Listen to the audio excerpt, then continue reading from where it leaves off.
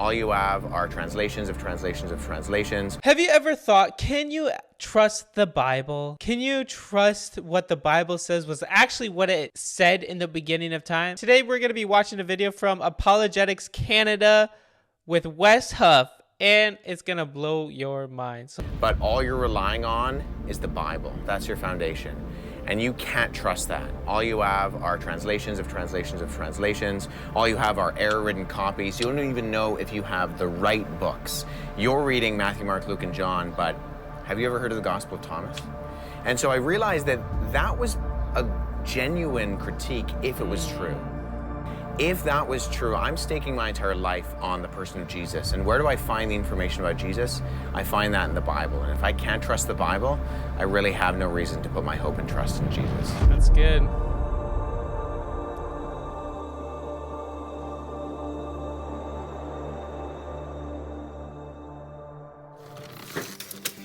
Hey, Andy Steiger here. Wes Huff. So Wes, why are we going to Egypt to talk about the Bible? I think a lot of people would assume that we'd be going to Israel. Yeah, you know, if you're talking about the content of the Bible, where the events actually took place, then you're going to go to Israel. But if you're talking about the text of the Bible, the earliest copies of those that we have come from Egypt. Wow. Hey, welcome to Egypt. We just got... Wes Huff say before that because Egypt preserves so many things, that's why we have so many things in Egypt from the Bible. Security. We're here. We got our driver, Mohammed. He's going to be taking us to our hotel. We're driving through the streets of Cairo. We're going to be heading over to the pyramids, see some of the Great Pyramid. We're going to be going to a few other archaeological sites before we actually head into the meat and potatoes of looking at some of the influential biblical sites. But for this first day, we're just going to be doing a little bit of the touristy stuff, making a day of it.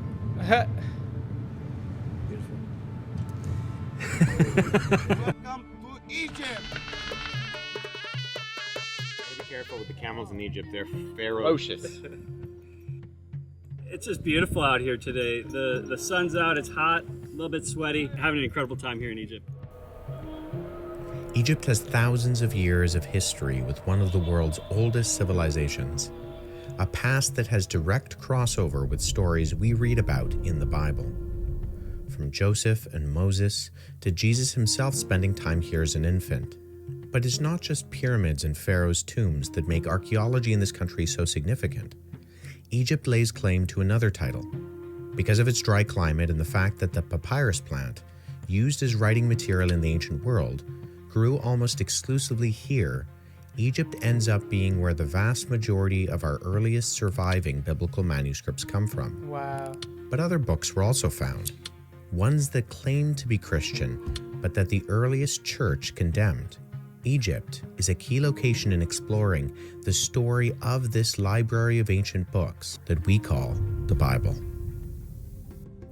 Given its fame, there's no surprise the Bible has held its share of controversy. So the papyrus is exclusively grown in Egypt, and therefore that lasts a lot longer. It was used for writing manuscripts, and that makes sense. And you can see that there's still mummies preserved thousands of years, and it's really impressive. Occasionally, we hear confusing narratives surrounding its origins, accounts of scandal, suppression, and rewriting.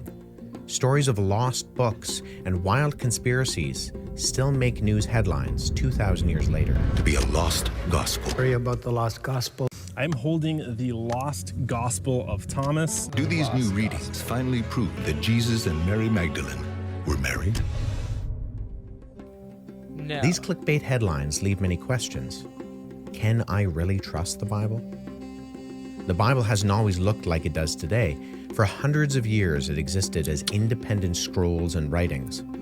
But how can we know that this mini ancient library we call the Bible contains the right books? What about the other books that talk about Jesus from the ancient world that are not included in our Bible? One of the best known and potentially earliest of the books that weren't included bears the name of one of Jesus' immediate followers. Lost in the sands of Egypt for 1,800 years, its opening line sets the stage. These are the secret sayings which the living Jesus spoke and which Didymus, Judas, Thomas wrote down. Oh, shoot. The Didymus Judas Thomas wrote down. Oh, man. I don't know. This is super fascinating. I haven't watched this, so I'm watching it with you guys. It's all fun. We're here in Egypt, sailing on a felucca on the Nile River. And you know, it wasn't far from here, off in the Nag Hammadi desert, where in 1945, a shepherd named Muhammad Ali, along with a number of his companions, were out in the desert looking for fertilizer. Now, what they found with not fertilizer, but their shovels uncovered a body and a 4-foot-high jar. Whoa. In 1945, a lot of things were happening globally in the European and Pacific theater. Nobody was paying attention to a sheep herder and farmer in the backwaters of Egypt. And yet, a shepherd and farmer named Muhammad Ali in Upper Egypt, in the approximate location we're at today in Nag Hammadi, along with a number of his friends looking for fertilizer in the desert, uncovered a large earthenware jar. That jar, chief among its contents, was the Gospel of Thomas. Only 11 years before that, a philosopher and scholar in Germany named Walter Bauer published a famous monograph known as Heresy and Orthodoxy in Earliest Christianity. His thesis was that the scene of early Christianity was a theological quagmire. Groups were contending and fighting for who Jesus was. You didn't have just one portrayal of Jesus. And in that sense, it wasn't that there was a Christianity, but Christianities. The discovery of the Gospel of Thomas and other documents like it in 1945 and following confirmed that there were questions as to whether the Gospels that we have in the Bible were really an accurate and historical portrayal of who Jesus was. So there was this fight going on. The truth to be set. We can't have all these other lies and misconceptions going around because people want to make their own stuff up. Question that comes up that a lot of people ask are, well, what about those other documents? Now, we were just recently in Cairo, Egypt, and we were at the Coptic Museum looking at one of the Nag Hammadi texts, the Gospel of Thomas. We are here at the Coptic Museum, and I'm looking at the actual first page of the Gospel of Thomas. So why wasn't that gospel included into our Bible? You know, we do have these other books, these other Gospels, with names like Peter and Thomas and Mary attached to them. Nowadays, plagiarism is I take your work, Andy, and I put my name on it because I know you're smart, and I want to sound smart too. But realistically, nobody's going to read the Gospel of Wes. They just aren't. However, the early Christians knew who people like Peter and James and John were. And so instead of taking your work and putting my name on, I'm going to take my work, I'm going to take my ideas and my ideologies and concepts, and I'm going to put your name on it. Yep. So in other words, if you want to get more readership, if you want more people to buy into the book, put a name, attach a name to it that they're going to recognize. And yeah. Wow. Literal people are just writing down other people's names. So it's complete forgery. And yeah, I've heard that before lots of times when I went to college and, learning about the biblical history. Of course they're going to write Thomas or Mary. But the thing is, they weren't even alive when this book was written. Pretty sure it's at least still in the 2nd century. Exactly. And so you had these ancient groups that we refer to as the Gnostics, the Docetics. And what they did is they appropriated Jesus and put their theology on the lips of Jesus in later centuries. And then they attached the names for credibility's sake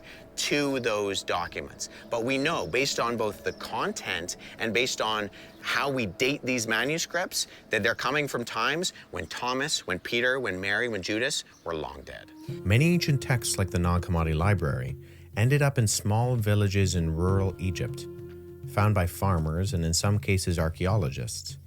Documents like the Gospel of Thomas, Philip, and Judas found their origins with a number of mystic religious sects from across the ancient world.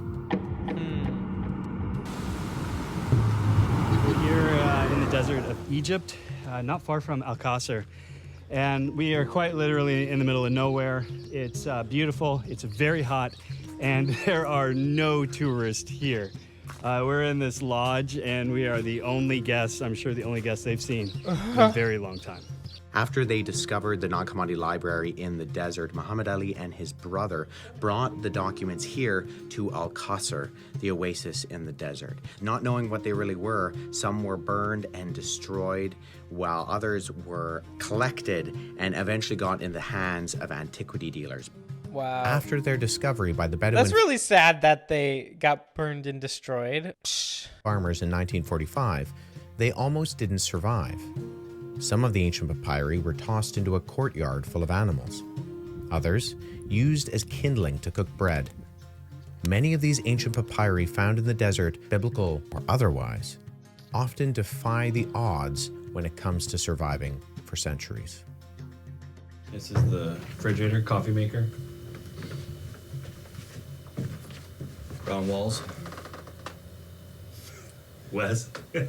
When people ask me about these Gnostic Gospels, like the Gospel of Thomas or others, one of the things I've often said to people when they ask me about why they weren't included in the Bible is I'll ask them, have you read these? Yeah. Sometimes I simply say, well, you go read them and you tell me why they're not in the Bible. You think of a gospel, what do you think of? I'm thinking of Jesus, I'm thinking of his life, his death, his resurrection, that sort of thing. Yeah, you're thinking of a narrative. You know what's interesting about the Gospel of Thomas is it's not what we typically think of when we think of a gospel. When we read the Gospel of Thomas, it's simply a list of 114 sayings, of questions being asked to Jesus and him answering his disciples. It's not what we think of when we think of the birth, the life, the teaching, the death, and the resurrection of Jesus. It's a list of 114 sayings that are at times confusing, are at times very ambiguous. And when you read it, you find that there's some content that really sounds strange, especially to our modern Christian ears.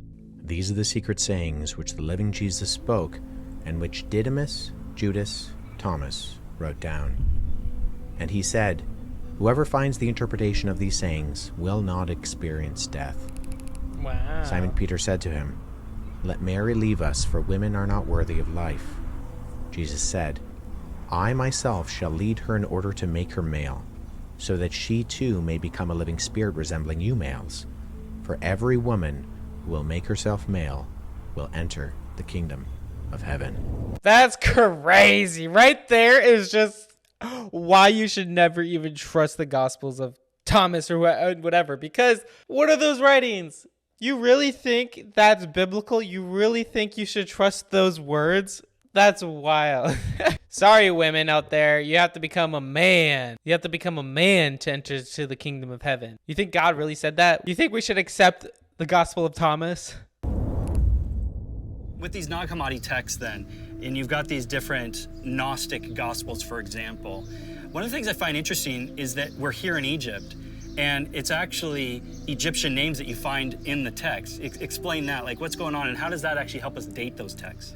Yeah, when we're reading, say, the Gospel of John, we're getting names, or the Gospels or Acts, we're getting names and we're getting places that are in the geographical areas and are most frequent in first century Roman-occupied Palestine. For example, you're getting Jewish names in the book of John or in the early Gospels. These are names that would date to that time frame in that area. Yeah, not just names that were Jewish and that were being used in that time, but names that were popular within those particular decades that they're writing. A series of scholarly studies has shown that, though Jews were located in many places across the Roman Empire, people's names often tended to be geographically located. By observing literary and archaeological artifacts, a list of common names can be clearly identified. By narrowing down the most popular names in places that Jesus lived, traveled, and ministered, and by comparing these to the list from the studies, an interesting correlation can be seen.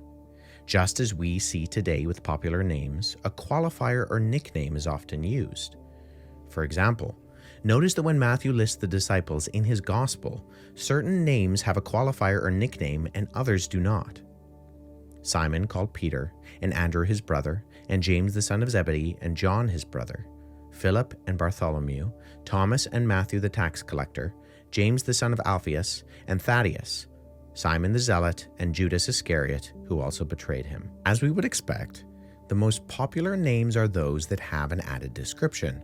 Yep. When we compare the most popular names in Judea and Galilee during the first century with names we see listed in key places in the biblical Gospels, we find that all the names with qualifiers match with what we'd assume if they were actually written in the time and place they claim to be narrating. In contrast, that's crazy. And like I said, all the time, everything that we find from historical context and geographical, archaeological diggings and finds, nothing disproves God. Nothing debunks the Bible, but it points to the legitimacy of the Bible. the Gospel of Judas only has two names that would fit, Jesus and Judas, but contains a host of other characters whose names match not with first century Judea or Galilee, like the biblical Gospels, but with names that were popular in Egypt during the 2nd and 3rd centuries. Wow. Consider how difficult it would be for someone living outside of the locations and times that these events took place to get the right names with the right qualifiers. We have 4 biblical Gospels with 4 different authors, and yet each gets this test of naming frequency and attribution right every time. A test and standard that the non-biblical Gospels simply do not pass. You know, we might think that that's easy to try to come up with, but if I told you, Andy, that I wanted you to forge, don't do this, it's morally ambiguous, but forge a document, say from 17th century France. I mean, you know some French names. Jean-Claude. Not a lot. Okay. Jean-Claude, Francois. Jacques Cousteau. Right. What are the chances, though, you forged that document on my behalf and you got the exact names that were right in that century in France, or even in like a city like Paris? I want you to forge this document from 17th century Paris. Well, that's actually a lot harder than you might think, because names change in popularity from decade to decade, even year to year. And the interesting thing is, when we look at the Gospels and Acts, we find that the popularity of those names in those geographical areas, in those centuries and decades, corresponds exactly to what we should be seeing if that is exactly when it was written. Wow. Given the evidence for the books that did end up in our Bible, and specifically the Gospels, we can have confidence that those books are the ones that should be included. In comparison to books like the Nag Hammadi Gospel of Thomas that really don't have any credibility to accurately portray the historical Jesus and hold on to true legitimacy as being included within the scriptural canon, our Bible stands true as a collection of books that should in fact be there. But granting that we have the right books, we also have to admit that we're standing 2,000 years after even the most recent of them was written. How do we know that even if those Gospels are supposed to be in our Bible, that we actually have the words that the authors of those Gospels wrote? What confidence do we have that the words contained in the Bible, and specifically the New Testament, haven't been tampered with, changed, and adapted over the last 2,000 years? That's absolutely amazing. Don't trust the Gospel of Thomas. That's what I got out of this. The Bible is reliable and we can trust it. Shout out to Apologetics Canada, Wes Huff, and all the other guys doing that. Go check them out. They have a whole series on Can You Trust the Bible? They are absolutely amazing. So guys, I encourage you to really seek Jesus. Put him first. In the description below, there will be a link for you to follow or click to help you to decide to follow Jesus for the first time. If you want to do that, I encourage you. It will be the best decision you could ever make in your entire life. Anyway, guys, thank you so much for watching. Please like this video and subscribe if you haven't. Love and appreciate you all.